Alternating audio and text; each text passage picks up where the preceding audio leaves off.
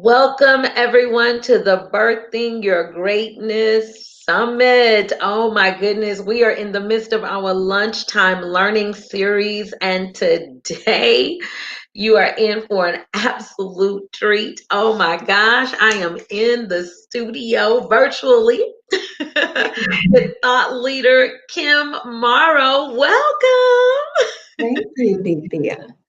Yes, Kim is an author, a speaker, and a communications coach, and she's going to be talking to you guys about your words having power. So I'm going to step out of the studio. Kim, I'll bring in your slide presentation and you can get started, okay? Okay.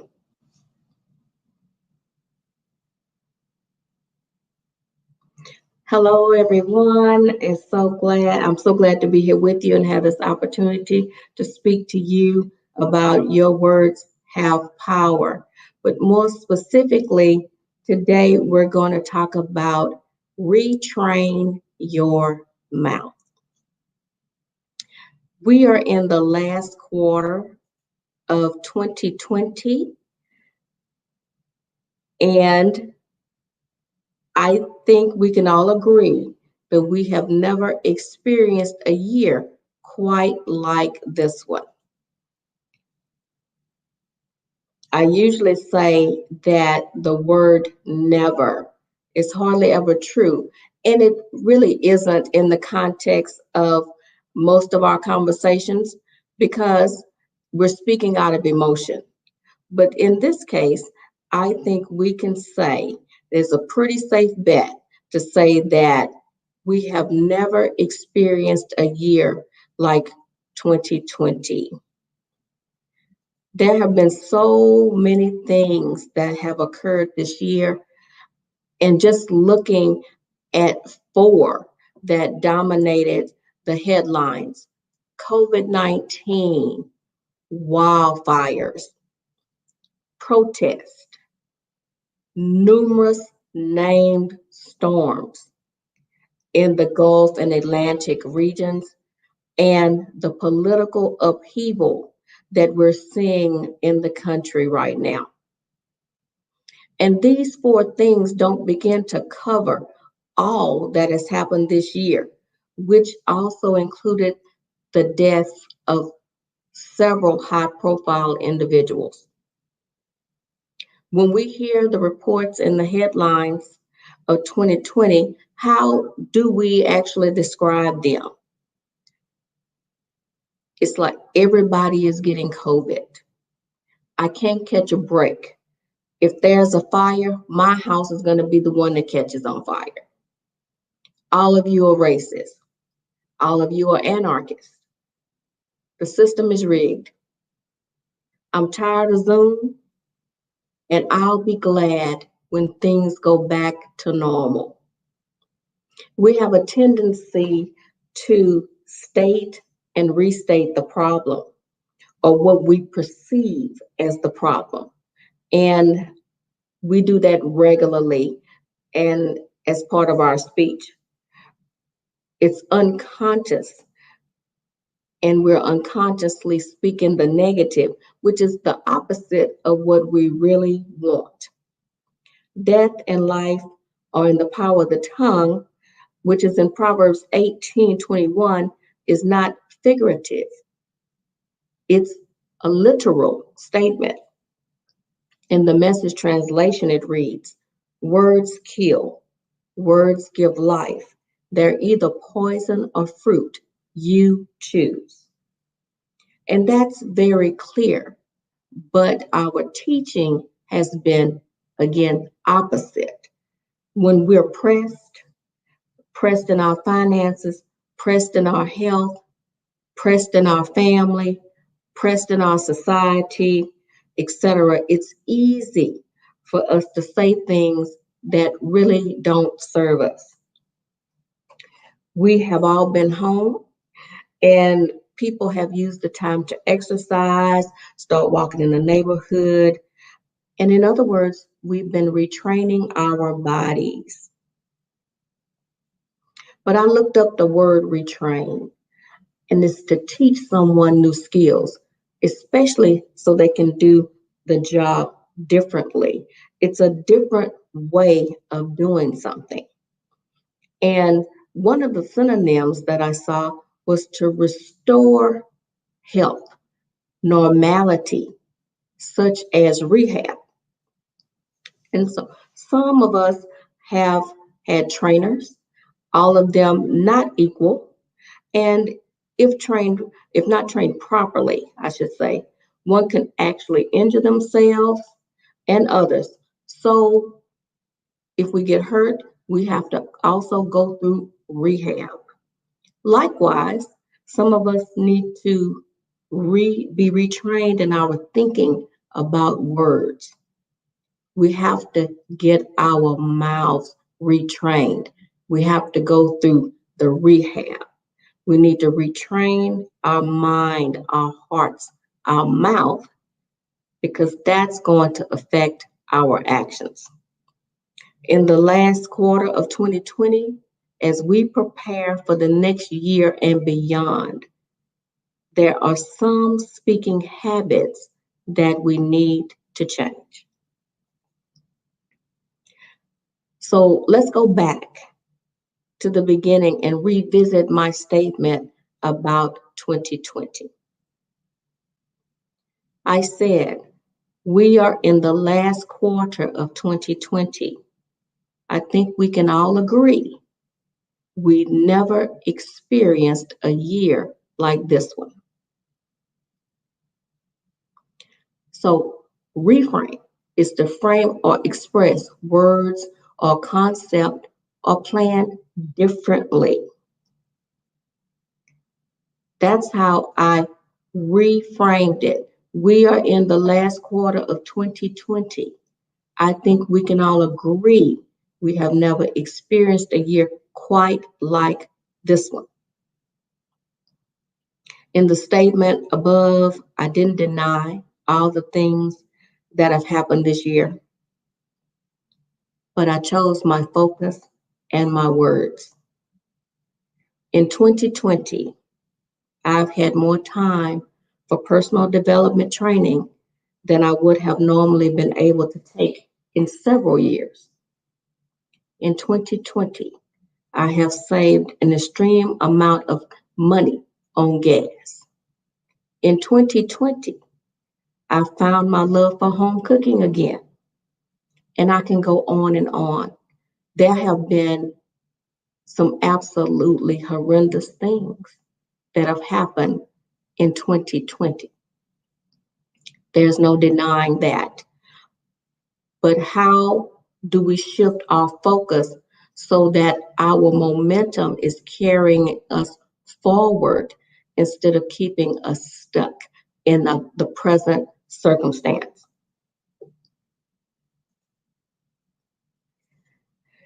So, this is a time of change and shifting, of how we've done things in the past.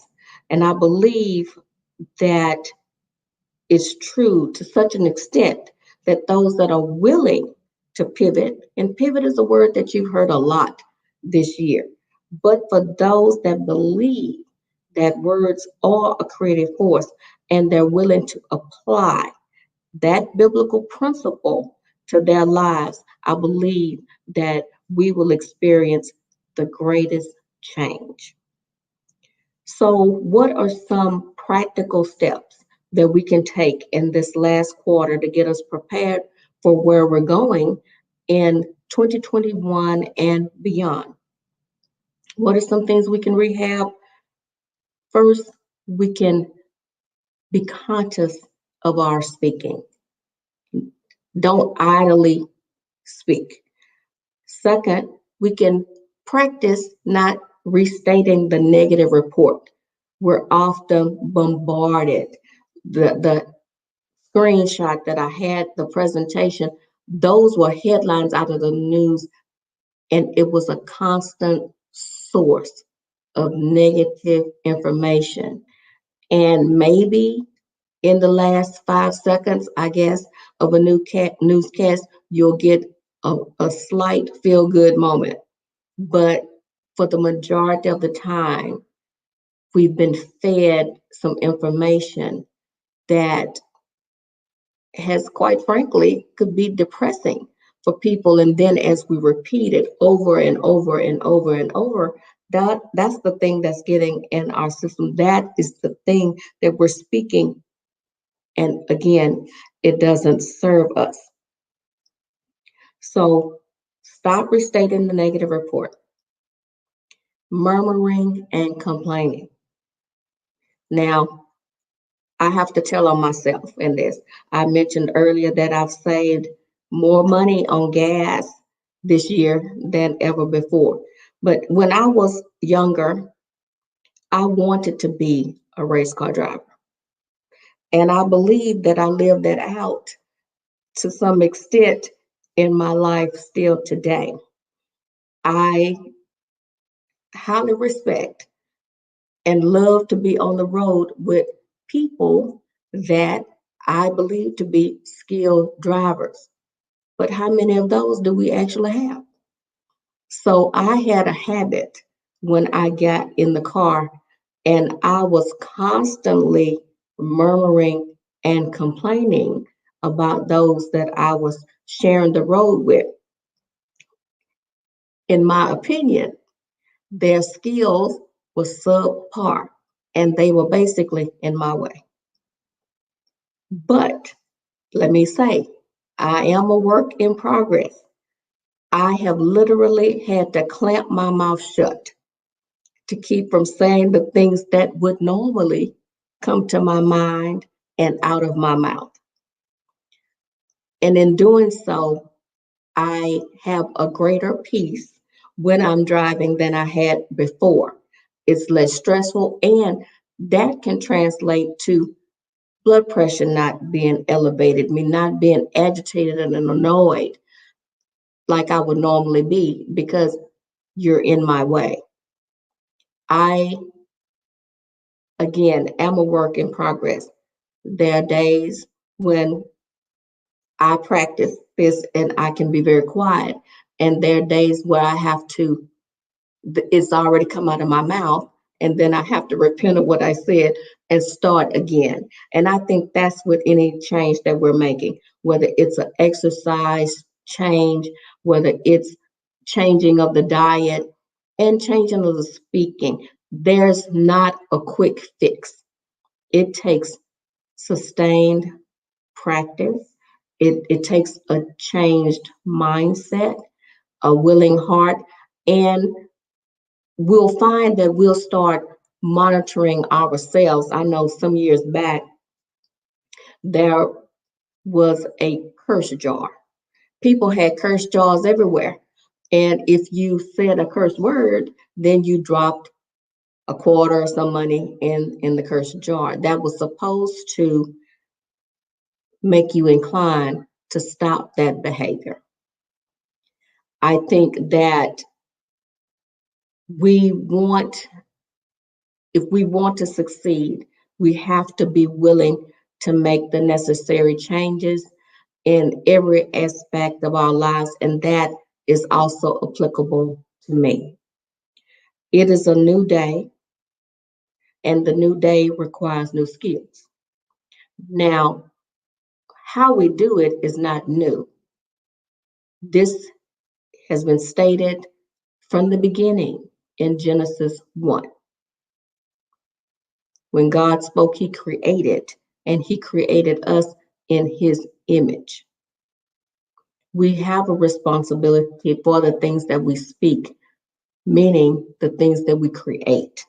Are we creating life giving things, or are we speaking destructive, life uh, eliminating things, if that's the term? The point is that once we start being conscious about what we're saying and the direction that we want to go, we'll start doing those things that we need to in order to get to where we're going. Pivot is a change in direction. You swivel, you move, you do what you need to do, and you're pivoting for a purpose. When I look at these images, we used to travel by horse and carriage. And I'm sure when somebody started thinking about, well, what's this thing? I don't know what to call it. It turned out to be an automobile that the vast majority of individuals probably scoffed at the idea. This is how we've always done it. There's nothing wrong with the horse and carriage. It gets me to where I'm going. But when you are visionary and you see what's coming around the corner, you don't stop with a naysayer. You keep going. And now our lives, as we know it, have been changed. We drive all types of automobiles, but it started with a thought, a mindset that it could be done, it will be done. And I'm sure the person spoke that and his actions followed. We can actually accelerate, slow, or halt our forward progress based on what we say. And what we're saying comes directly from what we're thinking. So that's why it's important to regulate what we take in, whether that's food, whether that's thoughts and information. Don't waste time wishing for things to go back the way they were. I remember when I was in elementary school, and I want to say it might have been kindergarten or first grade, when the teacher introduced us to the abacus. Well, the abacus for us was fun. It gave us a glimpse into the past and taught us how math was done with this instrument. But what if someone hadn't used their vision, their thoughts, their mouth to move us forward? Then we would not have the laptop that does, I don't know how many calculations per second, a millisecond.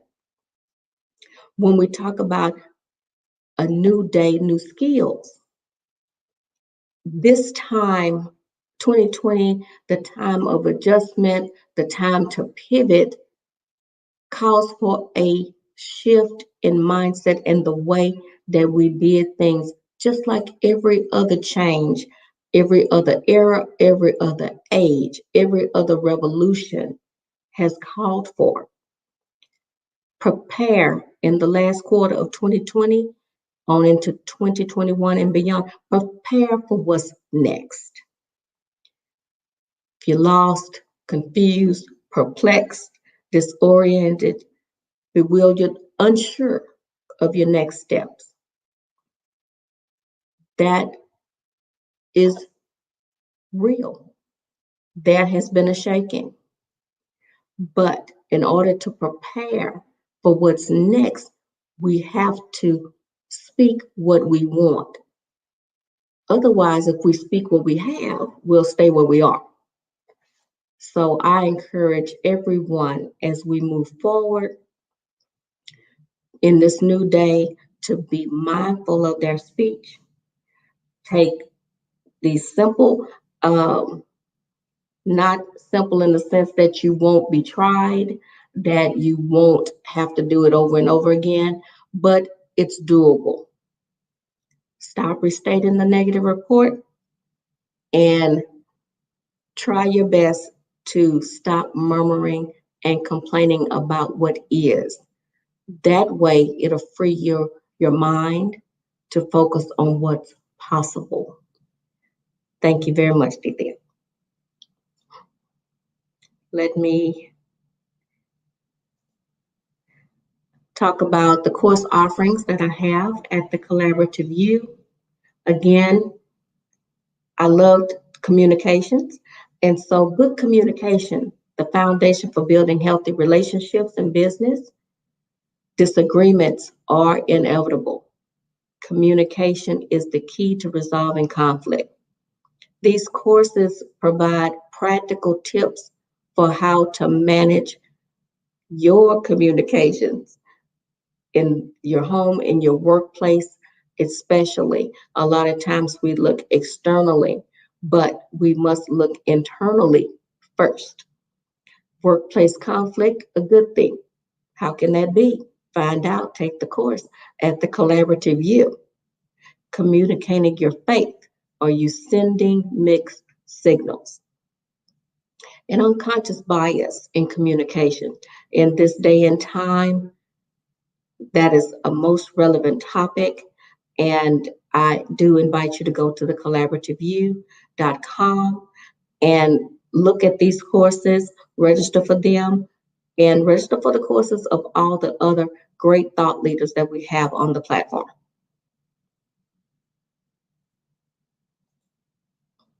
You can follow me on Facebook at Speak Life International LLC, Kim Morrow. My page, Kim Morrow, on Instagram and on my website, speaklifeinternational.com. And if you're interested in a great book and a resource to help women get past their hurts that we have with one another, please check out Dear Sister Friend, A Letter of Love and a Call to Action, which is available in paperback and Kindle on Amazon.com. It has been my pleasure to speak to you today, and I look forward to our engagement going forward. Thank you so much.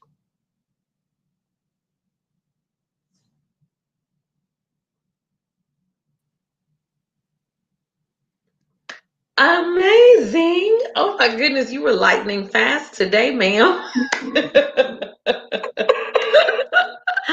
was like, wait a minute, is she wrapping up? You know what? Amazing, He'll, amazing. he'll give you what you need to say, and when that's said, then you're done. You're done. Absolutely. See, you know the power of those words. Yes. So amazing. I don't see if anyone had any questions. I'm trying to check the different forums that we're in. Don't see if anyone had any questions. So it looks like we're going to give them some of their lunchtime learning back. But I appreciate it. Thank you so much. And thank each and every one of you guys for showing up at 12 o'clock each day. I mean, we've been doing this. This is week 4. We have a few more days this week, and lunchtime learning series will be over. But for those of you who are interested in getting all of the replays from all of the phenomenal instructors, go to bit.ly/BYG Summit, bit.ly/BYG Summit, and you can get those replays and the bonuses. There's some ebooks and everything, and I think it's only $10. I mean, we just want to get the information to you. We are the Collaborative U, and so I just wanted to put that out there that the Lunchtime Learning Series is sponsored by the Collaborative U. We're an e-learning platform with amazing thought leaders like Kim. We're here to coach and develop you in all areas. So we're excited about everything. We launched in the middle of a pandemic. That's what we call it, right, Kim? A pandemic.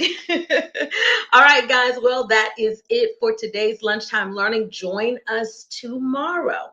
Tomorrow we have the amazing, incomparable Deborah F. Bell will be on tomorrow. So tune in 12 noon Central Standard Time, same bat channel. We out. Peace. Bye-bye.